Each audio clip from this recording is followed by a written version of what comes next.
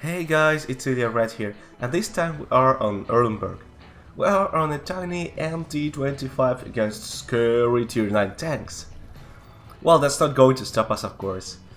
And this battle will all go completely wrong for the enemy team.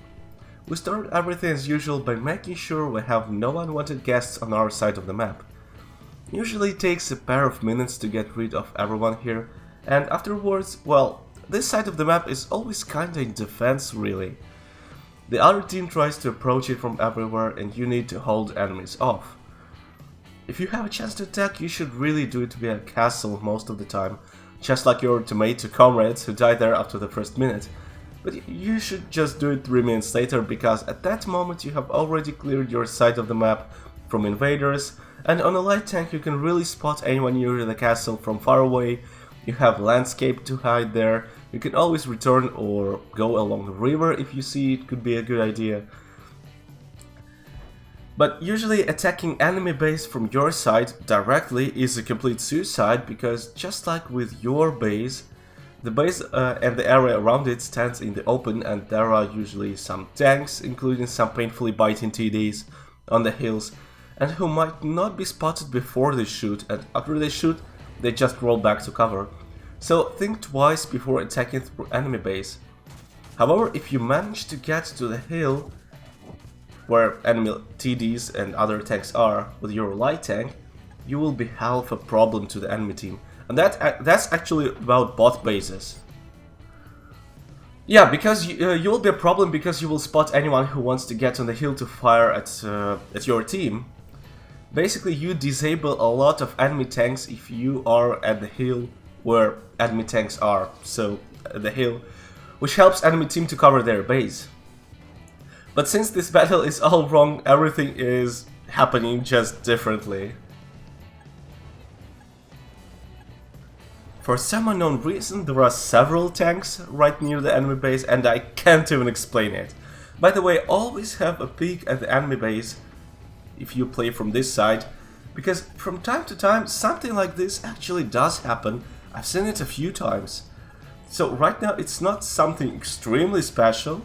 Some tanks can indeed stand there for some reason, like I don't know that reason. So it's worth checking, because you will get free damage. You'll kill, well, usually one tank, maybe two at best. So that's basically what we're doing here, and it's working out very nicely. And I'm not sure if there are any tank destroyers ahead there, because like most of their team is actually at the other flank near the castle. So we could actually use it, and maybe we can invade from this side of the map, which is very unusual.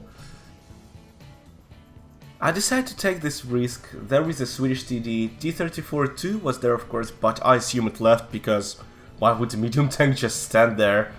I wish this logic really worked. Sometimes you see light tanks camping, so I have to be ready to anything really.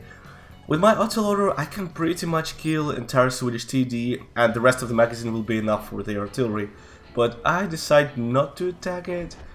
I see my allies coming. That was probably a wrong decision. I could really get some free damage, but instead I decided to attack artillery directly. Maybe that's just a good thing for your karma to attack artillery, and that's why I decided to attack artillery first. Actually, I don't remember what I was thinking at that moment. Well, the rest of the battle is something typical for MT-25. We just yell around. Of course, try not to expose ourselves too much. There is mini Batchat there in the middle, some other tanks left. I just need to not to rush there too quickly. As you see, there are not so many allies at the moment who can really shoot there.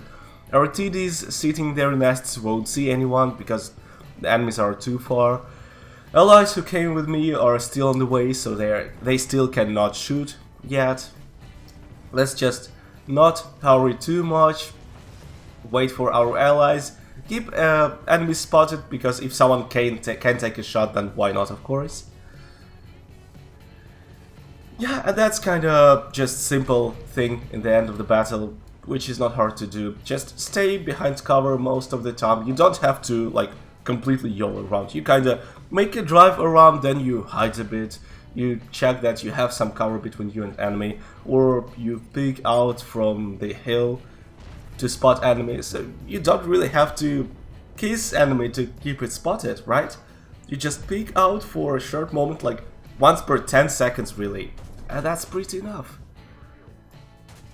Yeah, there was an MT-25 to my left, but actually my autoloader cannot reliably penetrate it, so there is actually no point in attacking enemy MT-25. I probably could penetrate it in the side, but again, well, I didn't have to do it and I didn't want to risk. And, well, we're just finishing E75 off and I'm out of shells. I could, if I saved a few shells, I could have tracked that guy and maybe I could get even 8k total. Oh, well, I shouldn't have fired everything out, yeah, in one moment. But yeah, that ended well. Nice battle. If you like this battle, well, then please like this video and share it with your friends or clanmates. Thank you for watching, guys, and see you in the next videos.